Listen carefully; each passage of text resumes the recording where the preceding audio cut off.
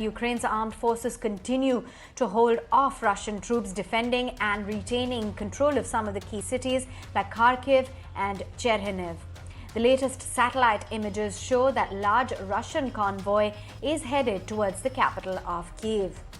Continuing its delicate balancing act, India has abstained from voting at an emergency debate held by the United Nations Human Rights Council on the situation in Ukraine. India has refused to take a side so far. Meanwhile, fresh sanctions have hit Moscow as Canada announced a ban on Russian oil imports, while MasterCard has blocked multiple Russian financial institutions from its payment network. The European Union has also slapped fresh sanctions on Putin's spokesman, some Russian oligarchs and journalists. Earlier, the first round of talks between Russian and Ukrainian delegations near the Belarus border ended inconclusively. The talks are likely to continue into the days ahead.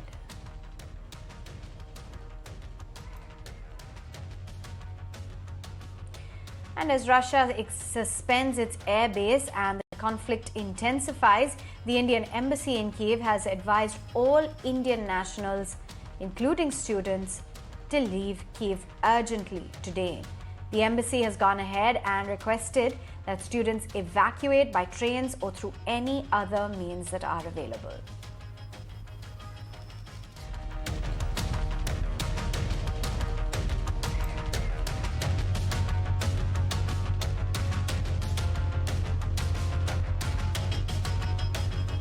Let's connect with Jayant Dasgupta, the former ambassador and former permanent representative of India to the WTO, as well as Meera Shankar, former ambassador to the United States. Thank you both for taking time out.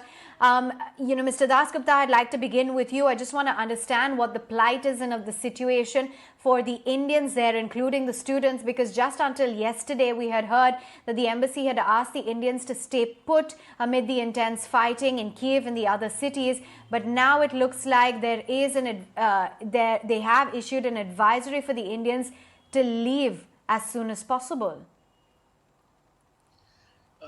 There are two kinds of Indians who are there in Ukraine. One, the students who number about 18,000 odd. And there are a lot of Indian businessmen, especially there is a pharmaceutical companies alliance which has its office there. And many pharmaceutical companies representatives are also there.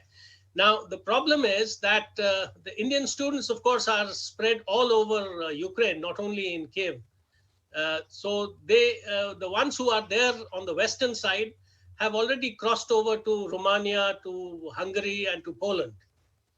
The ones who are in Kyiv, they will also have to be evacuated now, because in the morning, the US satellite picked up a 40-mile long, which is about 60-kilometer long convoy of Russian vehicles, armor and tanks and other things moving towards Kyiv. So obviously a siege of Kyiv is going to be there, and it is the Russian troops, infantry are already there, about 30 kilometers from Kyiv. So now it will get intensified, and the supplies to Kyiv city may be cut off, and there may be a lot of fighting in the city. So that is why I think the Indian government has issued this advisory for students especially, and all Indians, to come out of Kyiv as soon as possible. I think the bus routes and the car routes may get also stopped or obstructed by the Russian advance. So the preference is for the people to leave by trains, because the train service is still carrying on.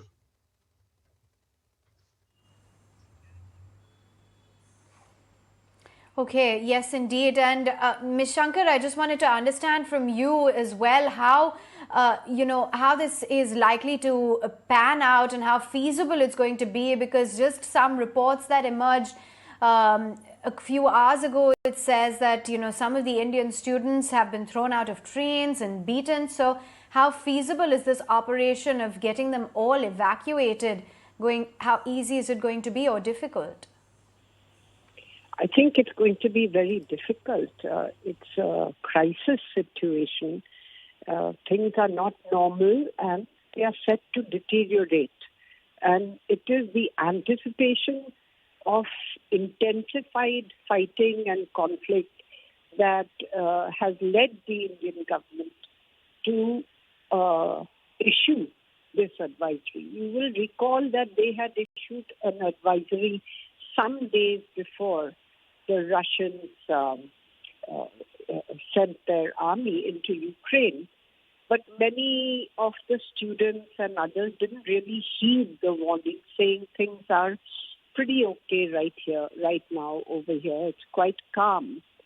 But since then, they've had problems in trying to go out of Ukraine, and some have complained about being assaulted by Ukraine border guards who have put up barriers, also preventing them from going into Poland. So it's a far more complex situation. As Ambassador Dasgupta said, transport may also be impacted. I think the trains perhaps will be the best bet because they're still running. And I think it would also be advisable for the students to go in larger groups because many have taken shelter together in bomb shelters and elsewhere. And I think if they can mobilize and go in larger groups, perhaps that provides some safety in numbers. The Indian government is sending Indian Air Force planes to help with the evacuation, but these will not necessarily be able to cross over into Ukraine, which has established an air defense zone or a no-fly zone around its territory. So they would probably have to go to neighboring countries from where the air evacuation is taking place. But the situation having deteriorated to such a point, I think the whole exercise becomes far more fraught with danger and also more complex. But the choice would be between the devil and the deep sea, because staying on in Kyiv may also mean that they get, they can be hurt or affected in the intensification of fighting, which looks like it is going to happen.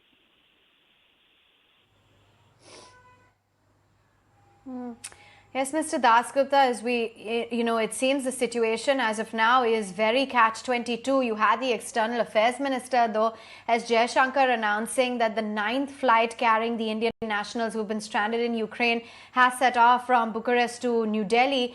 But the embassy has also at the same time acknowledged very long waits, saying that there could even be cancellations. So how best do you think the situation should be handled at a time like this? It is indeed a very difficult situation, and there are no easy solutions. In fact, yesterday on one of the TV channels I was watching, there was an Indian student who mentioned that he'd been standing in the queue since late night, and at 2:30, the border was closed. I think this was Poland, and it was opened again at 5 o'clock, and then it started snowing in the middle of the night. And the Indian students and others who were moving out to Poland, they stood while it was snowing outside on a bitterly cold night. As far as the reports are concerned, more than 500,000, 5 lakh people have left Ukraine already for the neighboring countries. So the Indian students will also have to be a part of this vast sea of humanity trying to flee to safer places. It's not going to be easy. The major problem will be about transportation because buses will not be able to operate, cars also. There would be a shortage of diesel and petrol, which would be faced by all operators. And the trains are the only, I think, avenue open. The problem is that if there is a long siege of Kyiv, the supplies, food, for instance, drinking water, electricity may be switched off by the advancing army. So these are the problems which people may face. Already, a large number of people are staying in the metro stations to avoid the bomb attacks. And those shelters are also getting very crowded. So there is a problem at hand, and I don't really know how it can be solved apart from an intervention by the Red Cross and the UN to take out people of non-Ukrainian nationalities who are stranded in various cities of Ukraine, chiefly Kiev.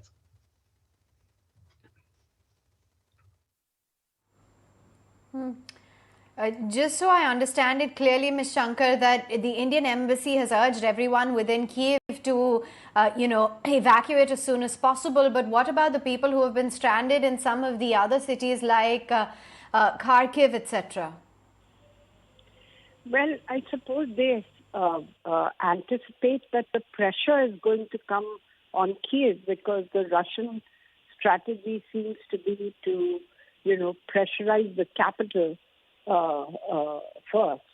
And I'm sure that other cities also, the students will have to make their way across. I think where the Indian government could perhaps strengthen its efforts is in the neighboring countries to create some accommodation, near the border posts for Indian students who might have long waits or who have to cross and then cannot go further and have to spend the night in the open.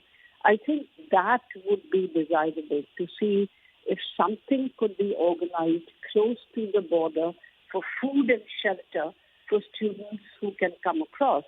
And the embassy may also have to see, how it can be in touch with the students to see that they can get on trains and things. But it's a very difficult situation because the internet was also cut. It's now being restored. We don't know how good the communication links are right now. And they also don't really have the phone numbers of many of the students who might be stranded. It's not that they would have access to all their numbers. Maybe a few have been trying to contact them, and those numbers might be available. So it's a crisis situation. It's not a normal situation, and it is going to be both messy and difficult. Yes, if both Ukraine and Russian forces agree to the Red Cross undertaking an evacuation operation to get out foreign nationals who want to leave Ukraine, that might be a possibility, but it would need diplomacy and an agreement with both the parties, because Ukraine as well as Russia.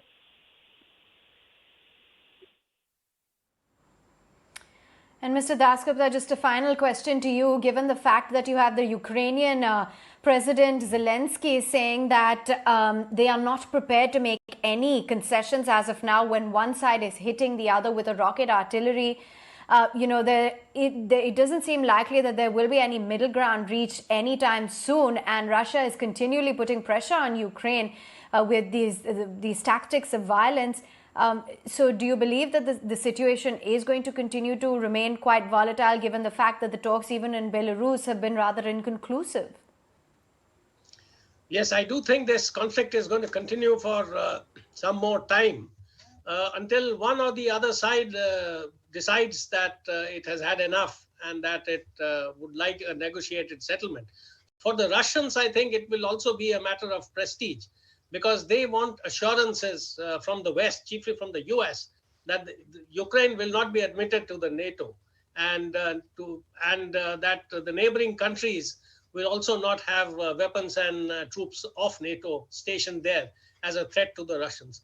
And of course, the Russian-speaking part of eastern Ukraine in the Donbass, they want guarantees for the citizens there and some constitutional amendments if they do not succeed in getting a regime of their choice installed in Kiev. So the fighting is likely to continue till one or the other side feels, or both sides feel, that is enough and it is now time to cease hostilities.